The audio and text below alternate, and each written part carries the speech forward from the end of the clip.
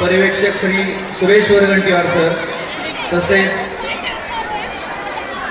या स्नेह संमेलनाचे कार्याध्यक्ष श्री अजित शिंदे सर यांना अशी विनंती करतो की त्यांनी रंगमंचाचे पूजन करावं. कलाप्रमुख श्री पडेल सर, त्याचप्रमाणे विद्यार्थी प्रतिनिधी आणि पालक संघ कार्यकारिणीचे उपाध्यक्ष कार्यवाह यांनी कृपया स्टेजचं पूजन करावं.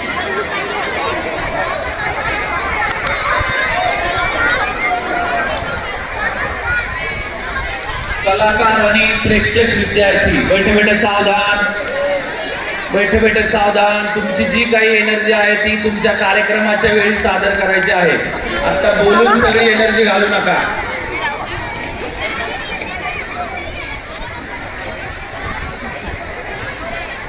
स्टेजचं पूजन मान्यवरांच्या हस्ते झालेलं आहे.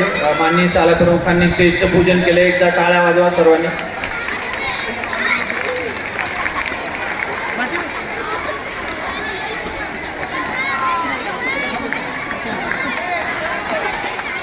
पालकांनी सुद्धा टाळ्या वाजवण्यास हरकत नाही. मी यांच्याकडे द्यायला लागलो.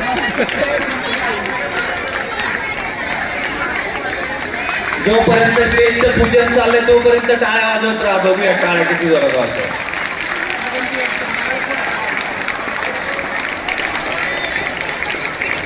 पटेल सर, पटेल सर, सगळे वर जाणार आहेत का? नाही ना?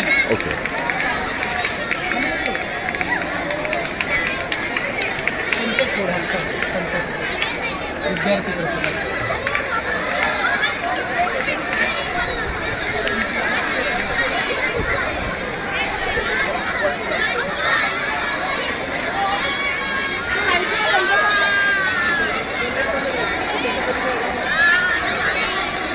इथे पूजा कर आणि वरती संस्थापकांच्या फोटोंना पण फुलं वाजा सांगितलं. वाढव.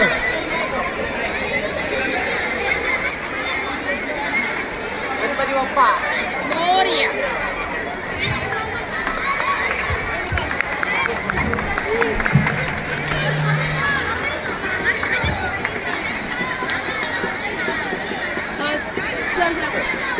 वरघंटीवार सर ना. तो लाईट बंद करा ना. तो लाईट बंद करा.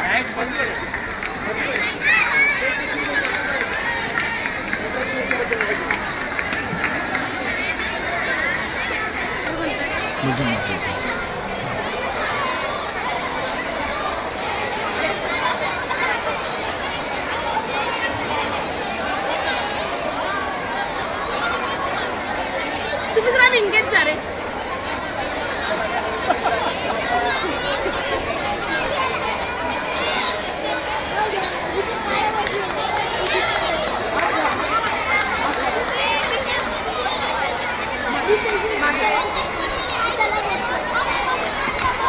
आतमध्ये जावा.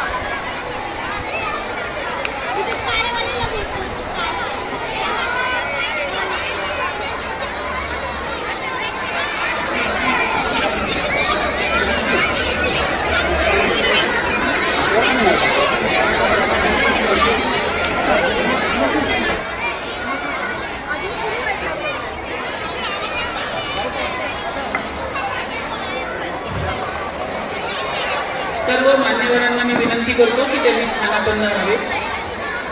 माननीय मुख्याध्यापिका राव मॅडम, पर्यवेक्षक वरघंटीवार सर, शिक्षक प्रतिनिधी शिंदे सर, उपकार्याध्यक्ष जोडगे सर आणि पालक शिक्षक कार्यकारिणीच्या सदस्या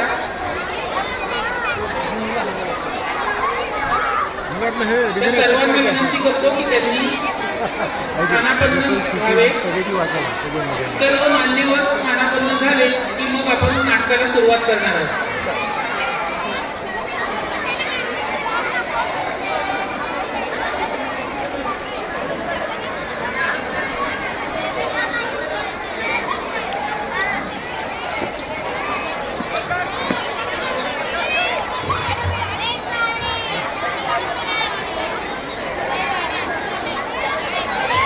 सुस्वागतम सुस्वागतम सुस्वागतम.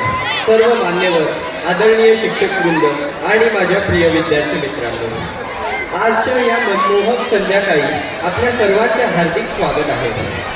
आज आपण सर्व मिळून आपल्या शाळेच्या वार्षिक स्नेहसंमेलनाला सुरुवात करत आहोत. या कार्यक्रमात आपल्याला अनेक रंगीबेरंगी कार्यक्रम, नृत्य, गायन आणि इतर अनेक मनोरंजक गोष्टी पाहायला मिळणार आहेत. म्हणून आपण सर्वजण एकत्र येऊन या कार्यक्रमाचा आनंद लुटूया. पुढील सूत्रे मी निमिष याला देतो.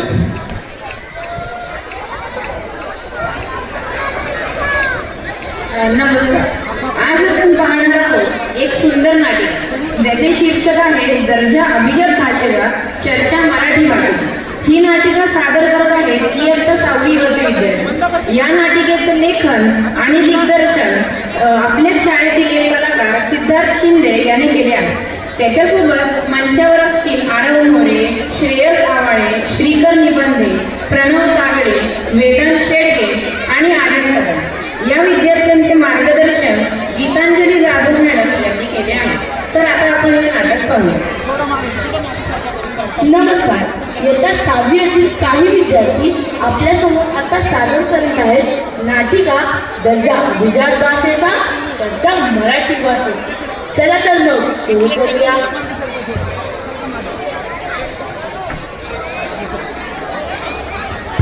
काय रे रोहन, कसला विचार करतोय? काय नाही रे, नक्कीच काहीतरी तुझ्या मनात लपलं आहे. सांगण्यापेक्षा तुला दाखवतो. चल. काय रे रोहन, कुठे चालला आहे? चल तुला पण एक गंमत दाखवतो.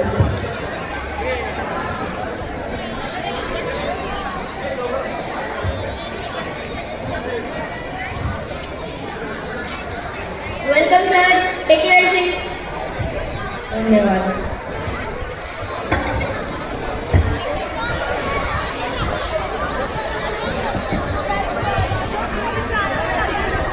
Sir, what would you have today?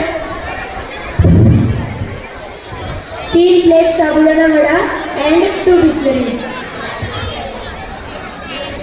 Sir, come in right up.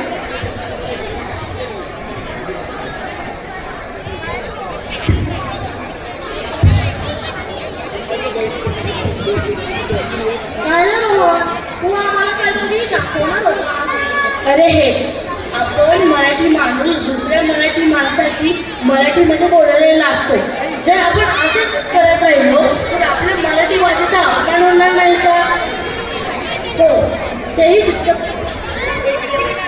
बरोबर आहे. पण आपण का नसतो हे मला अजून कळत नाही. इंग्रजी ही भाषा जेंटलमन्स लँग्वेज म्हणून ओळखली जाते.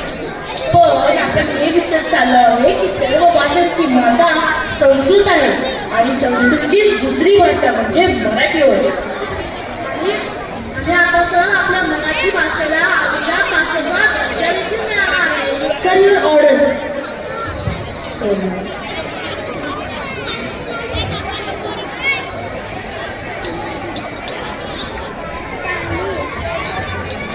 रोहन, अभिजात भाषेचा दर्जा म्हणजे काय? अरे, एखादी भाषा 1,500 ते 2,000 वर्ष जुनी असली तर त्या भाषेला अभिजात भाषेचा दर्जा मिळतो. त्यासोबतच त्या भाषेला समृद्ध अशी ग्रंथ परंपरा तसेच अन्य साहित्य परंपरा सुद्धा लाभली असावी. सोबतच त्या भाषेचा प्रवास अखंड हवा व त्या भाषेतील जी कवी, लेखक यांचे समृद्ध असे ग्रंथ त्या भाषेमध्ये असावे. त्याबरोबरच त्या भाषेतील जे काही ग्रंथ आहेत ना तर ते अनुवादित नको, मूळ त्या भाषेचीच हवे. मगच त्या भाषेला अभिजात भाषा म्हणून ओळखले जाते. आत्तापर्यंत फक्त भारत सरकारने 11 भाषांना अभिजात भाषेचा दर्जा दिलेला आहे. त्यापैकी आपली मराठी भाषा ही एक, त्याचा आपल्याला अभिमान हवा. अगदी बरोबर. आणि आपली मराठी भाषा ही एकमेव अशी भाषा आहे की जिला मराठवाडी, मराठी, खानदेशी अशा अनेक रूपांमध्ये आपण ओळखतो व बोलतो देखील.